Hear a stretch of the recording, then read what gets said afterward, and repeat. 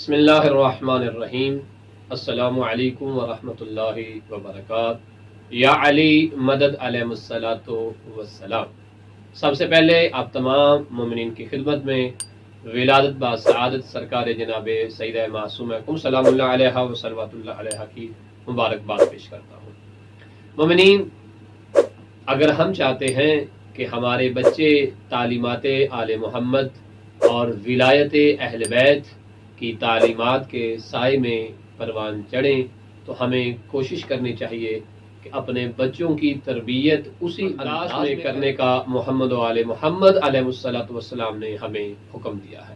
اگر ان تقاضوں کے تحت کہ جو تقاضے ہم سے کیے گئے ہیں ہم نے اپنے بچوں کی تربیت کر لی تو پھر مطمئن رہیے ہماری نسل انشاءاللہ تا یوم القیامہ اہل بیت کے چاہنے والوں میں سے ہوگی۔ لیکن اگر ہم نے ان قوانین کا خیال نہ کیا تو خدا نخواستہ کہیں ایسا نہ ہو جائے کہ ہم تو علی والے ٹھہرے لیکن ہماری اولاد دشمن علی ہو جائے۔ آج ہم آپ کو بتاتے ہیں کہ اولاد کس طرح دشمن علی بنتی ہے اور اولاد کس طرح آل محمد کی تعلیمات کی مخالفت کرتی ہے اور دشمنان اہل بیت کی طرف جھک جاتی ہے، آخر اس کی وجہ کیا ہے۔ تو یاد رکھیے، سب سے پہلا تقاضا جو اہل بیت نے ہم سے کیا ہے اپنی اولاد کی تربیت کے اعتبار سے وہ ہے رزق حلال کھلانا۔ دوسرا کام، اپنے بچوں کو قرآن کی تعلیم دیجیے۔ تیسرا کام، اپنے بچوں کو احادیث کی تعلیم دیجیے۔ چوتھا کام، اپنے بچوں کو محمد و آل محمد سے محبت کی ترغیب دلوائیے۔ پانچواں کام، اپنے بچوں کو یہ بتائیے کہ دشمنان اہل بیت کون ہوتے ہیں اور محبان اہل بیت کون ہوتے ہیں، دشمنان آل محمد کا کردار کیا تھا اور اہل بیت کا اور اہل بیت کے چاہنے والوں کا کردار کیا تھا۔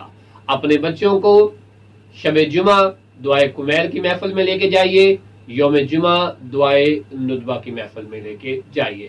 اگر آج آپ نے ایسا نہ کیا، ان کے فیوچر کا خیال نہ رکھا تو خدا نخواستہ کہیں ایسا نہ ہو کہ ہم محمد و آل محمد کو منہ دکھانے کے قابل نہ رہیں۔